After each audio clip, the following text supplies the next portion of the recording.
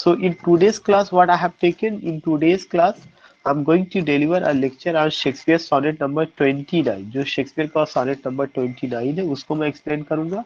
अभी मैं उसका पीडीएफ आपको शेयर करता हूँ, लेकिन उससे पहले कुछ कॉमन बातें बिल्कुल हम लोग कर लेते हैं। वी ऑल नो इट कि क्या है, कैसे रहा है। हम सारे लोगों को पता है कि जब आप शेक्सपियर की बात करते हैं तो he was born in 1564 and he died in 1616। तो शेक्सपियर का जो जमाना रहा है या शेक्सपियर की का जो एज रहा है, अगर आप देखेंगे शेक्सपियर का एज या शेक्सपियर का जो जमाना था वो क्या था, वो जो है आपका दो एज को लेकर के रहा, एलिजाबेथन एज और साथ ही साथ जैकोबियन एज।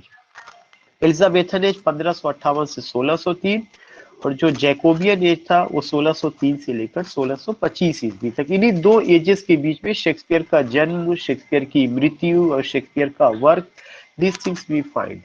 और क्वीन एलिजाबेथ के नाम पर एलिजाबेथन एज 1558 से 1603, जो जैकोबियन एज था वो जेम्स फर्स्ट के नाम था।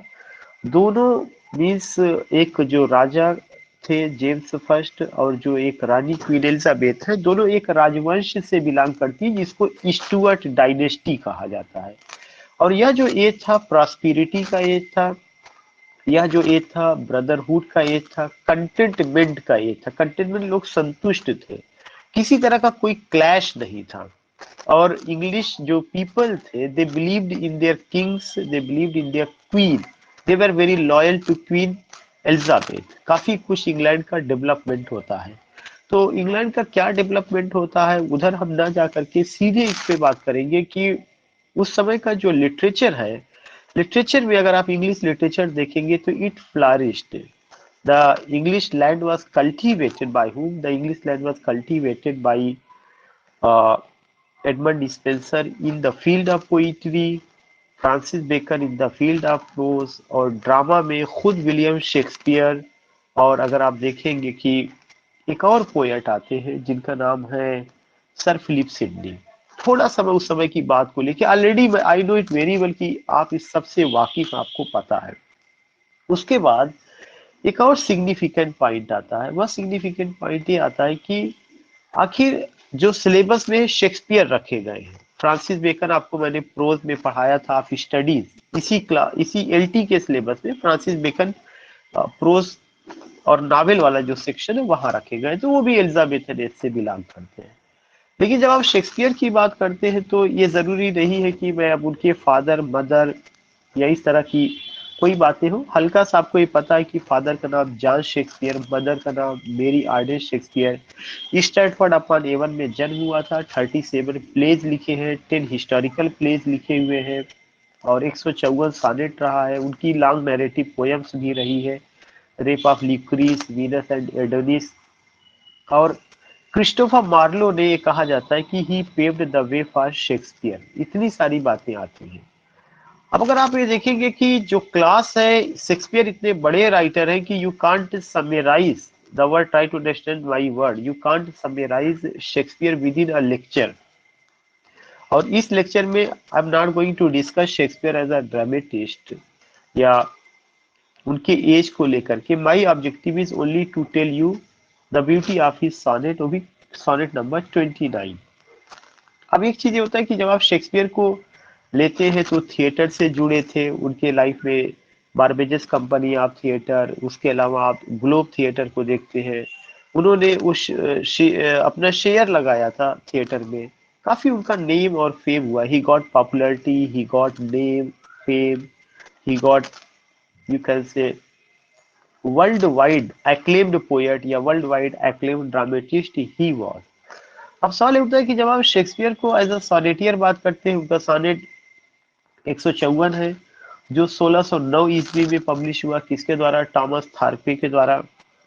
उनके सोनेट में लव है, उनके सोनेट में थीम को लेके हम बात करें, थीम में लव है, ब्यूटी है, टाइम है। बड़ी कॉमन पॉइंट है, आई थिंक कि जितने लोग अटेंड कर रहे हैं सबको मैं पहले भी बता चुका हूँ, बहुत सारे मेरे लेक्चर इससे रिलेटेड यूट्यूब पे पड़े हुए हैं। और तो आप जब इन सब चीजों को लेके बात करते हैं तो इनका जो सोनेट है 1609 ईस्वी में टॉमस थार्पे ने पब्लिश किया था। ये क्वेश्चन बनता है, हो सकता है। उनका जो 154 सोनेट है डार्क लेडी को डेडिकेट है, WH को डेडिकेट है, और 2 सॉनेट उनका क्यूपिड को डेडिकेट है।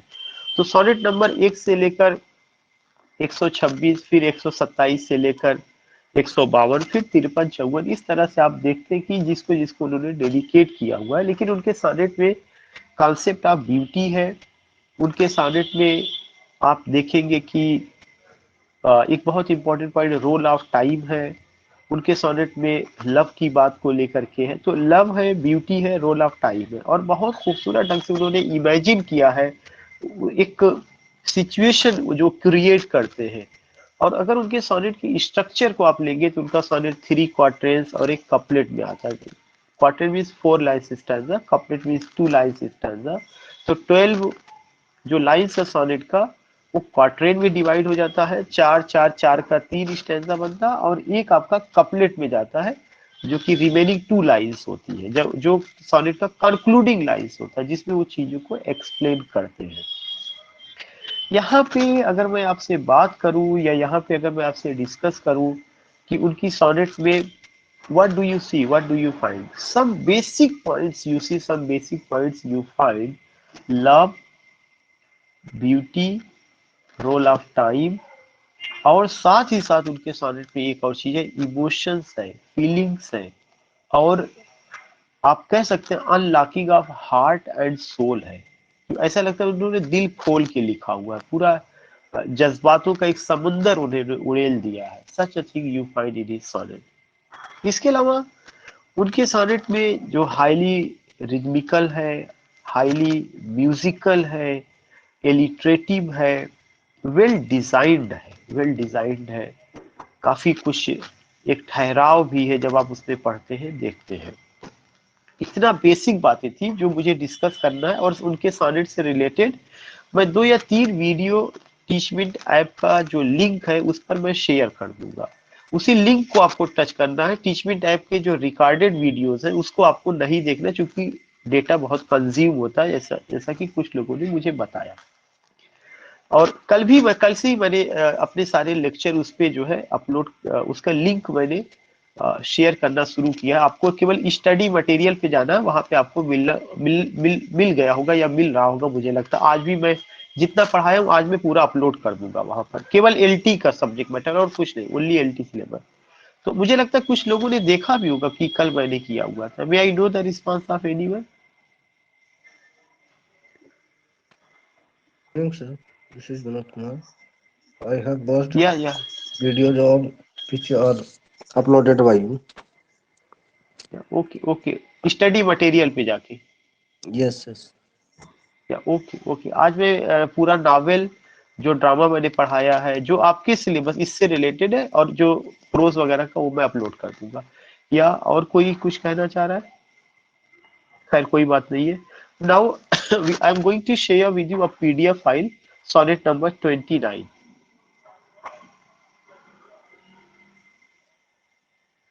हियर यू फाइंड कि शेक्सपियर का एक सोनेट है, सोनेट नंबर 29।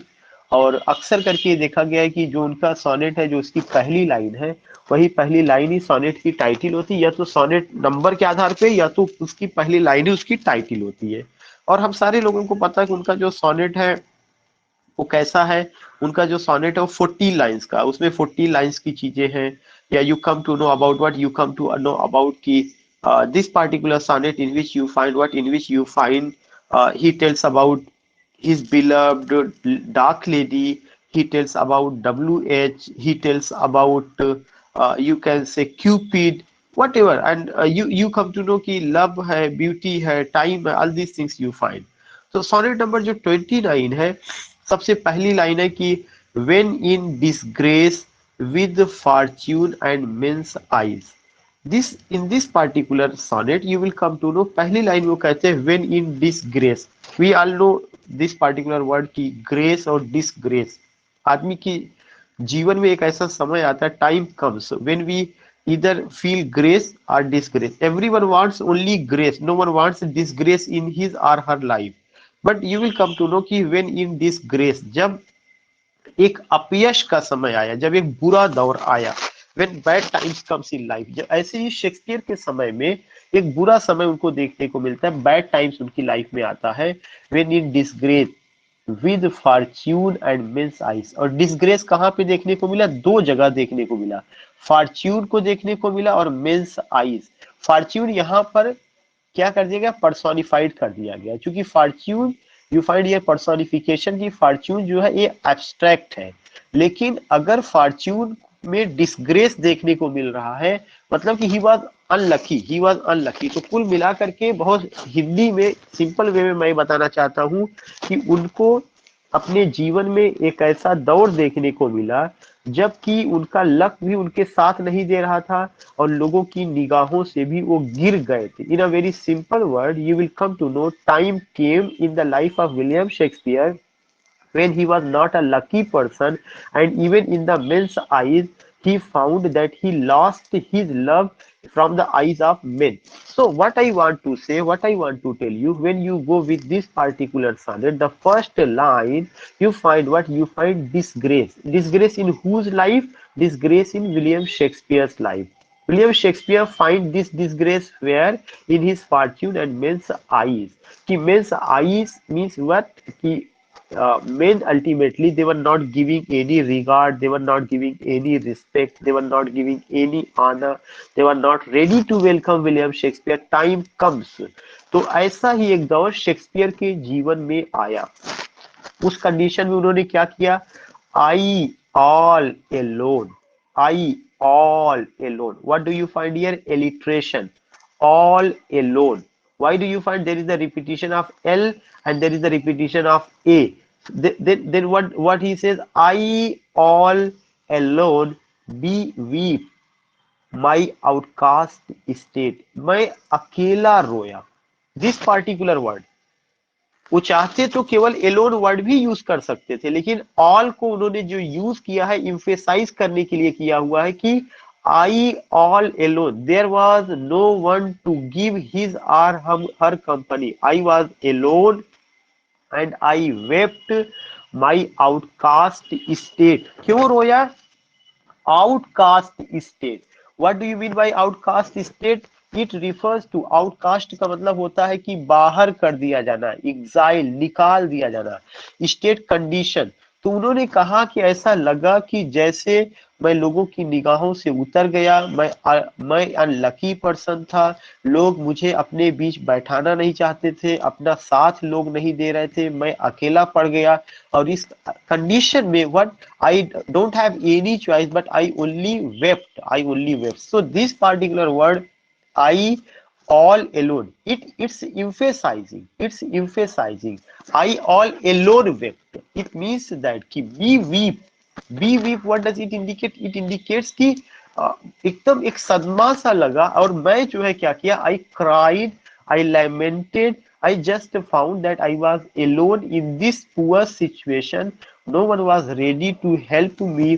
और अपनी इट आउटकास्ट स्टेट को, स्टेट माने कंडीशन को, जो मेरी ये हालत थी कि इस कंडीशन में मैं पहुंच गया था, उसको अपनी हालत को देख करके मैं बहुत रोया।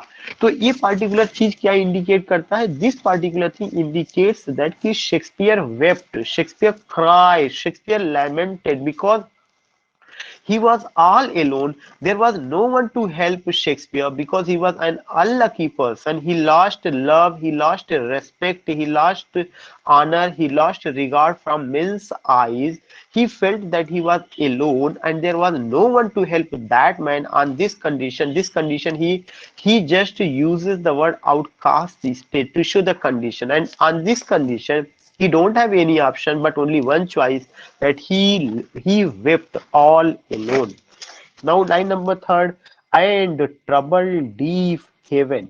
और जब मैं रो रहा था तो मेरी इस दशा पर ऐसा लग रहा था जैसे आसमान भी बहरा हो चुका था। आसमान बहरे का मतलब होना ईश्वर की तरफ से भी मुझे कोई रिस्पांस नहीं मिला। ऐसा लगा गॉड जस्ट, यू कैन से, उन्होंने भी मुझे त्याग दिया। एंड ट्रबल्ड डीप, डीप का मतलब बहरा, trouble deaf heaven with my bootless cries.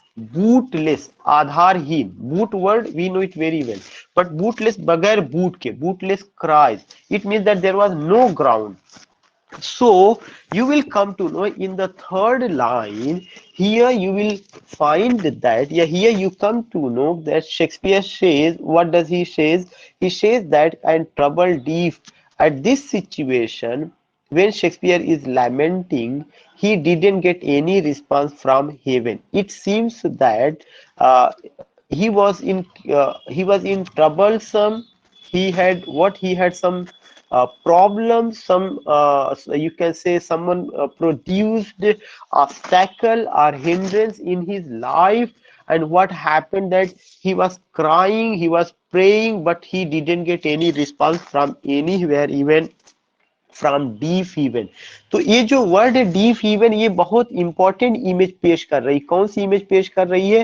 Deep haven वह शब्द है, जबकि ऑडिटरी इमेज से है। ऑडिटरी इमेज में क्या होता है, चीजें सुनाई पड़ती है, लेकिन ऐसा लग रहा है कि वहां पर वो कान के बहरे हो चुके हैं और उनको मेरी क्राइंग सुनाई नहीं पड़ रही थी। This cry, cry refers to what? Auditory image, weeping, lamenting, crying, but he didn't get any response, and trouble deep even with my bootless cries.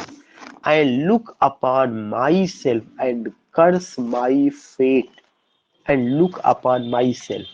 When I don't have any option, when I don't have any choice, I complained, I asked God. Indirectly, I'm saying he just wanted to get some response, why he has such a condition, why he feels pity less, why there is no one to help him, why there is no one showing any mercy, mercy from the side of men, mercy from the side of God, mercy from the side of angel. There was no one to help him.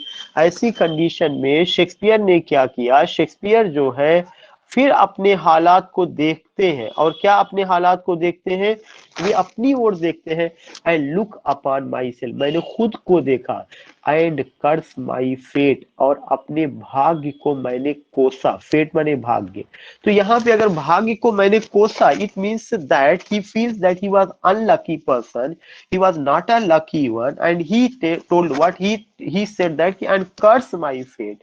Cursing the fate means, what does it mean? Cursing the fate means that कि fortune was not in his favor, he was not a lucky person, and you will come to know, I look upon myself and curse my fate, और मैंने अपने भाग्य को कोसा। क्या कोसा? wishing me like to one more rich in hope, और मैंने इच्छा जाहिर की। किस चीज की इच्छा जाहिर की? विशिंग, मैंने इच्छा जाहिर की, like to one more rich, काश मैं दोबारा धनवान हो जाता। किसमें धनवान हो जाता? ये वर्ड बहुत ज्यादा, होप, उम्मीदों में। होप, जो उम्मीद में कि जो मैं होपलेस हो चुका हूं, जो मैं हेल्पलेस हो चुका हूं। जब आदमी होपलेस होगा तब हेल्पलेस की सिचुएशन आएगी, क्योंकि आपको खुद से अपने अंदर एक एनर्जी को बूस्ट अप करना पड़ेगा। Then you find to what you find कि wishing me like, wishing me like, like means here simply you find, and he desired, या I wished to one more rich in my hope, काश मैं दोबारा धनवान हो जाता उम्मीदों के हिसाब से। काश जो मैं इतना निराश हूं, जो मैं इतना हेल्पलेस हूं, जो मैं इतना बुरे दौर से गुजर रहा हूं, जो मैं ये सोच रहा हूं कि मेरे साथ कोई खड़ा नहीं है, जो मैं सोच रहा हूं कि मैं लोगों की निगाहों से गिर गया हूं, जो मैं सोच रहा हूं कि भाग्य मेरा साथ नहीं दे रहा है, जो मैं सोच रहा हूं कि मुझे लोगों ने बहिष्कृत कर दिया, मतलब एग्जाइल्ड कर दिया, मुझे लोगों ने एक्स कम्युनिकेट कर दिया, निष्कासित कर दिया, समाज से निकाल दिया है, और मेरी आवाज को कोई सुन नहीं रहा, मेरी आवाज में कोई आवाज नहीं मिला रहा। No one is ready to help me, even ना तो मेन रेडी है और ना ही हीवेल से मुझे कोई रिस्पांस मिल रहा है। उस कंडीशन में मैंने अपने आप को सोचा या पाया कि मैं कितना अनलकी हूँ। तो ये पहला चार जो लाइन है क्वाट्रेन है, जिसमें शेक्सपियर अपनी कंडीशन के बारे में बताते हैं। लेकिन जैसे ही दूसरा क्वाट्रेन शुरू होता है, पांचवी लाइन से विशिंग मी लाइक, ऐसा लगता है कि शेक्सपियर में उम्मीद की किरण जग रही है, और वो क्या कहना चाहते हैं? विश करते हैं, इच्छा प्रकट करते हैं। किस चीज की? Like to one more rich in hope, काश मैं दोबारा उम्मीदों के हिसाब से धनी हो जाता, मेरे अंदर पॉजिटिव थॉट डेवलप हो जाते। यहाँ होप, यहाँ धन, यहाँ रिच का मतलब मटेरियलिस्टिक लाइफ से नहीं है, पैसे से नहीं है, बल्कि विचारों से है, बल्कि एक तरह से आप कहिए कि पॉजिटिव थॉट से। वो कहते हैं कि हे ईश्वर, काश मेरे अंदर दोबारा पॉजिटिव थॉट डेवलप हो जाते, फीचर्ड लाइक हिम, ऐसे ही डेवलप होते like him with friends possessed, ऐसे ही मेरे अंदर डेवलप होते जाते जैसे अन्य लोगों के पास तमाम दोस्त होते हैं। क्योंकि जो दोस्त हैं पूरे दौर में अगर वे उनके साथ खड़े हैं, ये बहुत बड़ा धन होता है, यह बहुत बड़ी उम्मीद की किरण होती है। और फीचर्ड लाइक हिम, मेरे अंदर ऐसी चीजें डेवलप हो जाती या मेरे अंदर ऐसी ख्वाहिशें डेवलप हो जाती कि ऐसा लगता कि जैसे बहुत सारे दोस्त मेरे साथ जुड़ रहे हैं और मेरे अंदर पॉजिटिविटी आ रही। तो इन दो लाइन में शेक्सपियर ऑप्टिमिस्टिक होने की कोशिश कर रहे हैं, लेकिन वो ऑप्टिमिज्म शेक्सपियर किससे मांग रहे हैं? ईश्वर से मांग रहे हैं, क्योंकि दोस्तों ने उनको छोड़ दिया है। या अपने अंदर से वो ये एनर्जी डेवलप करना चाहते हैं कि हे ईश्वर, मेरी ये इच्छा है कि मैं दोबारा विचारों से धनवान हो जाऊं, मेरे अंदर पॉजिटिव थॉट डेवलप हो जाए, मैं एक तरह से पॉजिटिव होकर के काम करूं। तो wishing me like to one more rich in hope, featured like him with friend possessed, desiring this man's art, desire इच्छा, और मेरी इच्छा है कि मेरे अंदर ऐसी कला डेवलप हो जाए, art, man's art, not women's art, ध्यान में रखिएगा, एक जेंडर के हिसाब से आप ये पॉइंट पकड़ सकते हैं। डिजायरिंग दिस मैंस आर्ट, मेरे अंदर एक ऐसी कला डेवलप हो जाए, एंड दैट्स मैंस स्कोप, और वे सारे क्षेत्र मेरे अंदर डेवलप हो जाए जो एक आदमी के, एक पॉजिटिव आदमी के अंदर होते हैं। जो आदमी ऑप्टिमिस्टिक है, जो आदमी पॉजिटिव है, या एक ऐसा आदमी जिसको समाज में रिस्पेक्ट मिला है, ऑनर मिला है, जिसके पास दोस्त हैं, जिसके अंदर पॉजिटिविटी है, जिसके अंदर नोबल थॉट है, नोबल आइडियाज है, काश उस तरह का मैं आदमी हो जाऊं, काश उस तरह की आर्ट मेरे अंदर डेवलप हो जाए, काश उस तरह की स्कोप मेरे अंदर पैदा हो जाए। तो Shakespeare here says desiring this man's art and that man's scope, इस आदमी का आर्ट डेवलप हो जाए और उस आदमी का स्कोप। दो तरह के आदमियों की बात करें, दिस और दैट, इसका मतलब उन्होंने क्या कहा कि ऐसा आर्ट मेरे अंदर डेवलप हो जाए कि पॉजिटिव थॉट मेरे अंदर आ जाए, और वे आदमी जिनके पास तमाम दोस्त हैं, जिनका स्कोप है कि पॉजिटिविटी का, ऑप्टिमिज्म का, उस तरह के मेरे अंदर के भी स्कोप डेवलप हो जाए। with what I most enjoy contended least, with what I most enjoy, जिन चीजों को मैं सबसे ज्यादा पसंद करता हूँ, जिन चीजों को मुझे सबसे ज्यादा खुशियां मिली है, कंटेंट लीस्ट, उन्हीं चीजों से मुझे सबसे कम संतुष्टि मिली है। दो शब्द है, शेक्सपियर कहते हैं जिन चीजों के पीछे मैं पूरी जिंदगी भागता रहा कि ये चीजें करने से मुझे इंजॉय मिलेगा, मुझे खुशियां मिलेगी, मैंने देखा कि वही चीज मुझे सबसे कम सुकून मिला।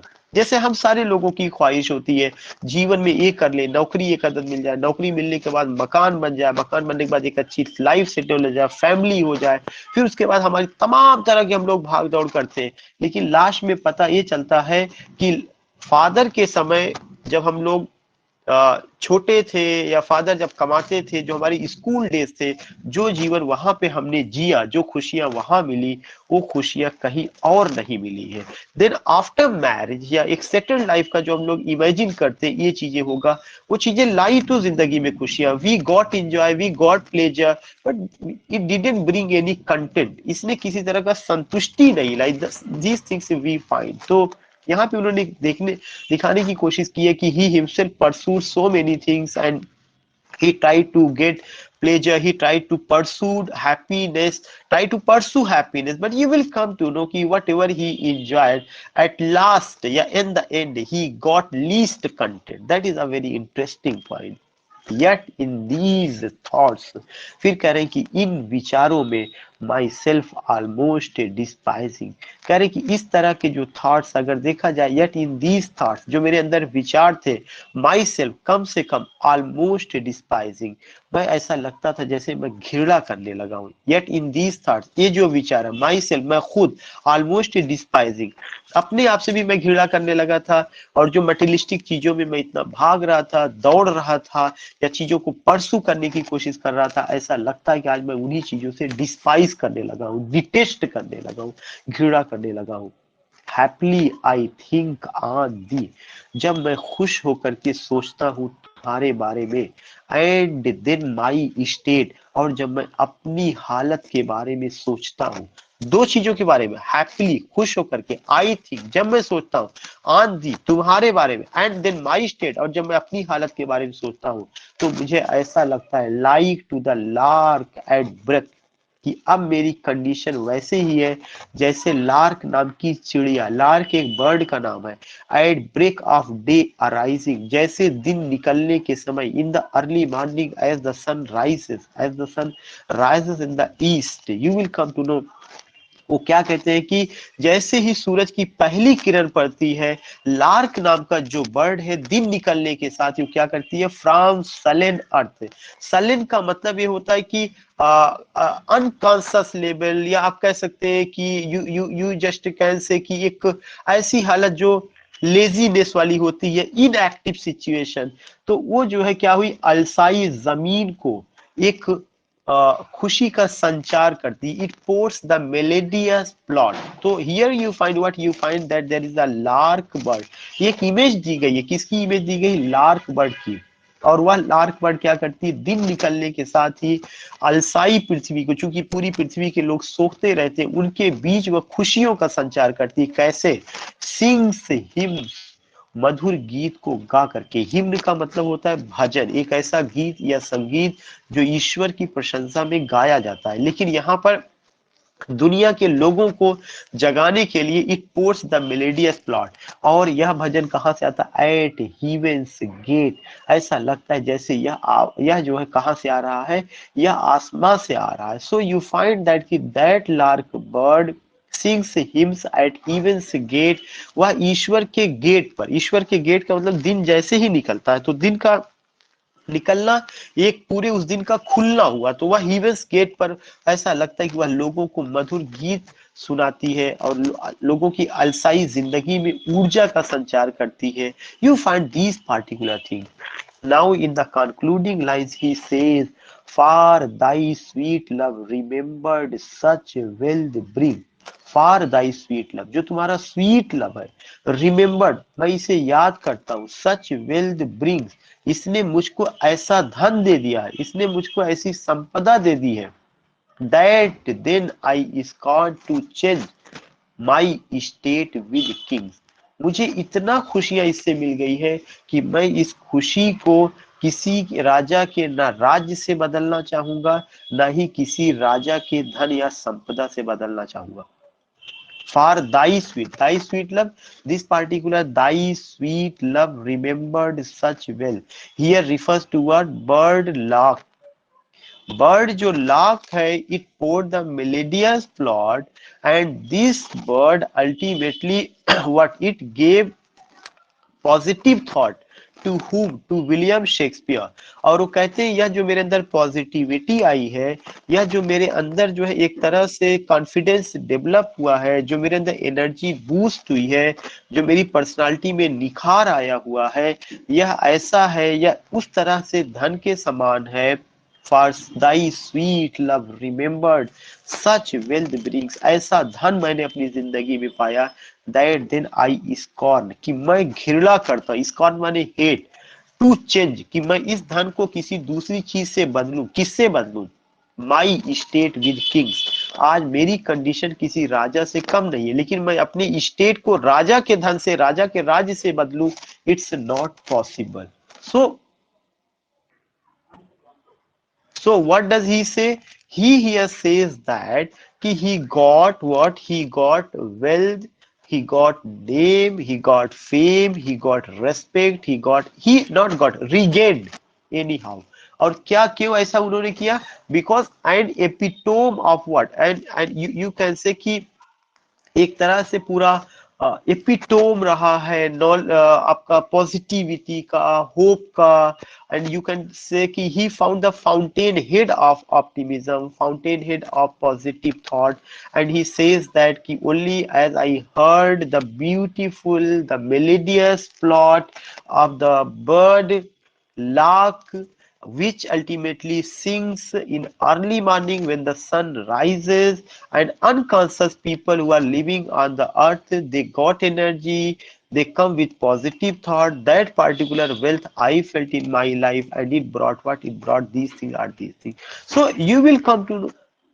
So you will come to know what you will come to know. He here tells ki what ultimately we have to do and how we have to. These are the sonnet जिसमें आप देखते हैं सिमली का भी use है, जिसमें auditory image भी है, जिसमें एक खूबसूरत इमेज, तमाम चीजों की ही है just taken here. So now just ending. I think if you want to say anything, if you have any query, you can just tell me.